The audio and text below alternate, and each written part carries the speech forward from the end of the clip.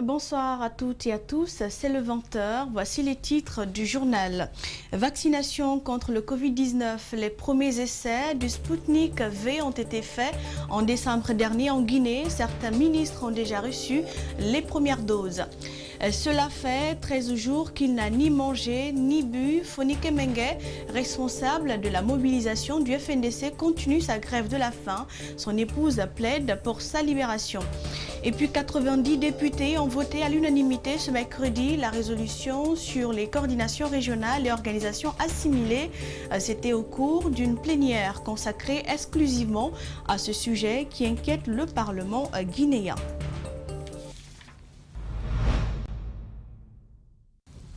Les autorités sanitaires du pays ont commencé à administrer le vaccin contre le Covid-19 sur certains ministres.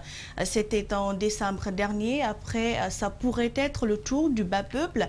Et si certains citoyens sont contents de cette nouvelle et sont prêts à se faire vacciner, d'autres restent pour l'instant sceptiques. Rosaline Gotomonemou et Ibrahim Sori Kamara.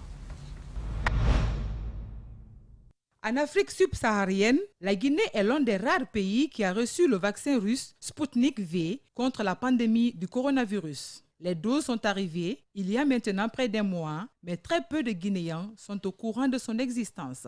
Non, moi c'est ma première fois comme ça d'entendre cela avec la radio espace. Oui, par les médias, j'ai appris que le vaccin est déjà obtenu à partir de la Russie. Je suis informé de ça. Savoir qu'il existe désormais un vaccin contre une maladie qui a ralenti le monde et affecté considérablement l'économie mondiale en général est une bonne chose. Des citoyens attendent même et avec impatience que le gouvernement lance une vaccination de masse. Avec la pandémie, le monde est bouleversé, tout le monde est inquiet. Donc si le gouvernement guinéen met le vaccin à la disposition de la Guinée, je suis prêt pour me faire vacciner. Bon, c'est une bonne chose qu'on ait obtenu le vaccin. Tout le monde a attendu ça. C'était un espoir de toute l'humanité. Du moment que nous l'avons déjà obtenu, moi, je serais prêt. Si on me demandait, je serais le premier à être vacciné. De faire que les ministres eux-mêmes, tout ce qu'ils font avec la politique, mais comme eux-mêmes ils sont impliqués dans le vaccin, dans l'affaire vaccination, et qu'ils sont les premiers à avoir le vaccin, à travers eux, la population, moi quand même, je suis d'accord à prendre le vaccin. Mais si eux, ils ne prenaient pas, là, quel qu'en soit, je n'allais pas prendre. Seulement, contre ce vaccin qui n'est pas encore à la portée de tous, des citoyens opposent une réticence. Pour eux, pas question d'administrer un produit dont ils ignorent l'efficacité et les effets qu'il pourrait engendrer. Ce citoyen, lui, n'est pas prêt à se faire vacciner. Moi, franchement, je ne vais pas accepter. Ouais, juste parce que là, franchement, on ne sait pas quelle sorte de vaccin est déjà là en Guinée. Parce que d'autres peuvent infecter et mélanger d'autres maladies. Le gouvernement guinéen n'a reçu que 60 doses de vaccin russe. Les premières ont été administrées le 30 décembre à certains ministres, mais à titre expérimental. Un possible dialogue entre acteurs politiques. Le chef de file de l'opposition n'y croit pas. Pour lui, il sera difficile d'organiser un dialogue entre les opposants, notamment Sidia Touré, Cellou Dalein Diallo et Alpha Condé, tant que les premiers ne reconnaissent pas la victoire du président de la République. Et par ailleurs, Mamadou Sylla demande à l'ancien chef de file de l'opposition de le rejoindre dans son nouveau bureau. Alseni Baré et Aboubakar Keke Bangora. Le nouveau chef de file de l'opposition a commencé à meubler son cabinet avec 15 conseillers et chefs de cabinet. Selon lui, il sera une force de proposition et non d'opposition, contrairement à Cellou Dalein Diallo. Nous, vraiment, on va travailler. On ne sera pas, comme j'ai dit, on ne sera pas violent et autres. Et maintenant, mais on va sortir, aller voir les lieux avant de faire le rapport, de le remonter après. Sidia Touré et certains acteurs politiques ont réclamé le dialogue avec le chef de l'État, une main tendue qui n'est pas sincère car des préalables doivent être respectés, à en croire Mamadou Sylla. Ce qui gêne là-dedans, parce que il y a une partie, aujourd'hui qui se réclame aussi le président de la République. Donc vous savez, ça mène la tension. Donc tant que ces solutions-là, on ne trouve pas ces solutions-là encore, et en ce moment, ça peut créer des problèmes. Donc il faut d'abord résoudre ça, et que celui qui a le perdant puisse vraiment accepter. Et puis en ce moment, on pourrait s'asseoir et dialoguer. Il dit être prêt à faire la médiation. Monsieur Dalin était, n'est-ce pas, chef de file de tout le monde. Le preuve, moi j'étais dans son cabinet, j'ai accepté de travailler avec lui. Puis c'est moi qui est là aujourd'hui. Et je dois faire autant pour appeler tout le monde, pour se déplacer, aller les voir, pour essayer de réunir tout le monde, pour qu'on puisse s'entendre. Sur la question du remaniement ministériel, Mamadou Sylla est évasif et joue la carte de la prudence. Le chef de l'État, on ne peut pas le connaître. Donc lui, ce que toi tu penses, c'est ce que lui pense, c'est pas la même chose. Donc moi, je ferai commentaire sur bon camp. Vraiment, je vais voir la liste des personnes. Concernant la fermeture des frontières, il dit avoir abordé la question avec le président de la République lors d'un déjeuner. Cependant, cette fermeture relève de la sécurité de l'État. Impossible de s'y aventurer, a répondu le président Alpha Condé, au dire du chef de file de l'opposition.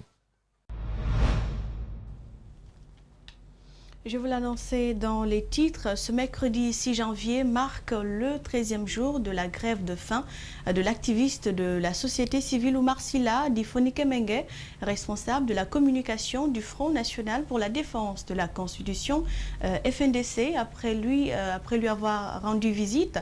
Hawa Dian Doucouré, l'épouse de Oumar Sylla, emprisonnée depuis des mois à la maison centrale de Conakry, a fait le point de son état de santé à la presse. Reportage Antoinette Dédé Onivogui Aboubakar Keke Bangoura. Détenu depuis près de 4 mois pour participation à un attroupement non autorisé sur la voie publique, Oumar Sylla alias Fonike Mengue est à son 13e jour de grève de la faim. Par cette grève, ce membre du FNDC proteste contre sa détention provisoire et exige l'ouverture d'un procès sans délai. Pour s'enquérir de son état de santé, son épouse se rend à la maison centrale de Conakry.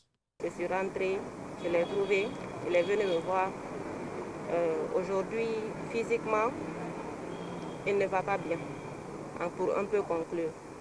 Il a mal au ventre, des vertiges, tout ça. Et physiquement aussi, il perd du poids. Vu son état actuel, Hawa Doucouré plaide pour l'évacuation de son mari dans une structure sanitaire pour des soins. Tout ce que moi je demande, c'est que non seulement qu'il soit évacué dans une structure sanitaire pour des soins, et aussi qu'on programme son jugement. Nous ne refusons pas le jugement, on veut qu'il soit jugé pour qu'on sache exactement s'il y a des preuves contre lui. Parce que moi je sais qu'il n'y a pas de preuves contre lui. Il a été arrêté sur une moto. On dit attroupement illégal. Elle dénonce également l'expiration de son permis d'accès à la maison centrale, ce qui du coup l'empêche souvent de rencontrer son époux. J'ai appelé le juge d'instruction, le tribunal de Mafango. Je l'ai appelé, il me dit qu'il est tensionné, qu'il ne peut pas me procurer un permis de communiquer. Je lui ai demandé, je lui ai amené un message. J'ai dit, mon mari est à la maison centrale, vous me dites que vous êtes tensionné, vous ne pouvez pas me procurer un permis, qui peut m'aider à me procurer un permis? Je l'ai appelé, il a raccroché et depuis je n'arrive plus à le choisir. Il faut rappeler que malgré toutes ces plaintes, Fonike Mengue n'a pas encore bénéficié de soins depuis son incarcération, selon sa femme.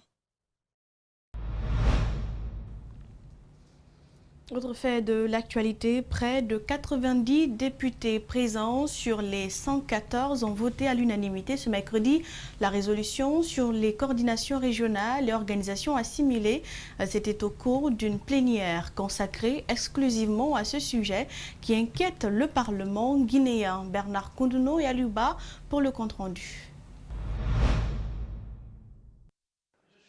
6 dispositions viennent désormais réglementer l'existence et le fonctionnement des coordinations régionales et organisations assimilées en République de Guinée. La résolution a été adoptée ce mercredi par la majorité des députés à l'Assemblée nationale. L'initiative est partie des violences enregistrées la semaine dernière à Macenta autour de la construction de la résidence du patriarche. Nous ne pouvons pas prendre juste une résolution aujourd'hui pour dire que vous n'existez plus. Mais nous devons commencer par les ramener à leur juste rôle. On a toujours eu des chefs de famille. Moi, je les connais, en ce comme en malgré s'appelle les Kabila. Kabila Kunti. C'est ce que je savais. Après son adoption par les parlementaires, la résolution sera soumise au chef de l'État. Déjà, la majorité des députés est favorable au maintien de ces structures.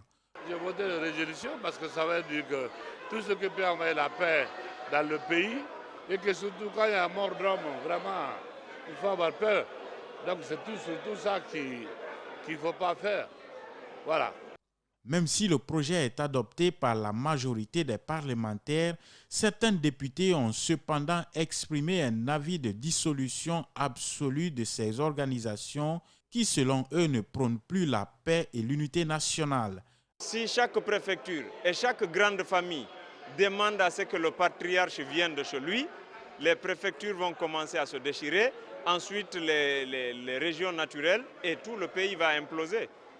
Tout ce qui n'est pas légal est illégal. Et quand c'est illégal, j'ai demandé à ce que le président de l'Assemblée inclue dans la résolution la suppression pure et simple.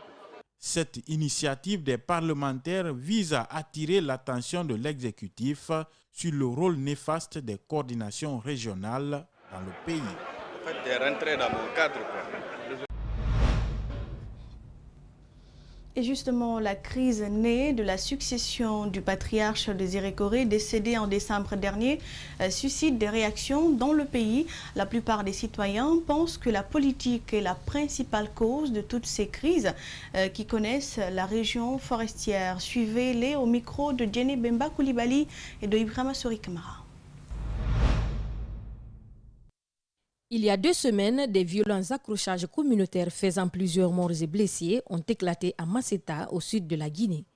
À Conakry, ces incidents malheureux ont fait mauvais écho. Des citoyens interrogés ce mercredi ont exprimé toute leur indignation. C'est un problème qui est très difficile à résoudre parce que l'origine du problème, les instigateurs se trouvent à Conakry. Les cadres qui ont étudié, les cadres ressortissants tels que si nous prenons Zérekro comme ça ou bien si nous prenons Massanta, voilà, les recherches, beaucoup de sources ont révélé que les instigateurs sont à Conakry. Je pense que c'est une lutte d'intérêt, en un mot. Mais les gens doivent comprendre quelque chose. Il faut défendre la communauté. Quand j'ai entendu qu'il y a 1 ou 2, 3 morts, ça fait honte pour les autres pays là. Voir des communautés qui ont toujours vécu ensemble se déchirer entache la réputation de Macenta et le vivre ensemble des populations. Des solutions doivent être envisagées. L'autorité doit s'opposer à ce que ses propres cadres qui sont là se mêlent dans la nomination des patriarches. Le chef qui sont là-bas, il n'a qu'à faire comme l'habitude. Parce que quand on veut 50 ans pour quelque chose vraiment, c'est ça qui devrait continuer. Mais alors là, tous les conflits qui sont à l'intérieur du pays, c'est parce que le gouvernement mêle des problèmes qu'il ne devrait pas mêler. Quand ils communiquent entre eux, ils trouveront la solution. Ça, je suis sûr, quel que soit le problème. Aux premières voix qui ont appelé au calme, ces citoyens joignent les leurs, espérant que leurs messages seront entendus. Et on parle à présent de sport dans ce journal. Qualifié pour les phases finales du championnat d'Afrique des Nations pour la 3e fois consécutive, le Sili local s'est envolé cet après-midi pour le Maroc où il fera un court stage avant de rejoindre le Cameroun. Mais avant, il a reçu le drapeau national des mains des autorités guinéennes. Le compte-rendu de Mamadou Boïba, Lamine Silla, rendu en studio par Fadema Kourouma. C'est le ministre des Sports qui a, au nom du président de la République, remis le drapeau ce mercredi matin à l'équipe. Samsi Bantamasso a profité de l'occasion pour remercier les présidents des clubs sans lesquels on ne parlerait pas d'équipe locale. Il n'a pas manqué de prodiguer des conseils aux joueurs. Soyez donc vous-même, en respectant les règles du jeu, la discipline, le fair play, mais surtout la haine de vaincre, pour montrer au peuple de Guinée ce que vous savez faire. Les joueurs sont conscients des attentes de la population. Ils promettent de mouiller le maillot. Donc on est conscient pourquoi on est là et c'est juste représenter la nation. La Guinée qui participe pour la 3e fois à cette compétition réservée aux joueurs évoluant dans les championnats locaux n'a pas encore franchi l'étape des demi-finales. Le président de la Fédération guinéenne de football pense que cette année, l'équipe est armée pour jouer la finale. Avec tous ces jeunes joueurs qui sont là, aujourd'hui qui ont plus d'expérience, plus de maturité, beaucoup plus engagés, nous pensons certainement aller cette fois-ci en finale. La compétition se joue à huis clos en raison de Covid-19. La fédération a pris les devants pour éviter des mauvaises surprises lors des tests Covid-19. Nous avons pris soin de voyager désormais avec un membre de l'ANSS qui vient avec les kits et dont nous prenons les dépenses en charge, qui vient avec les kits et qui fera aussi les contre-tests en cas de contestation. Les phases finales du championnat d'Afrique des Nations se déroulent du 16 janvier au 7 février 2021 au Cameroun.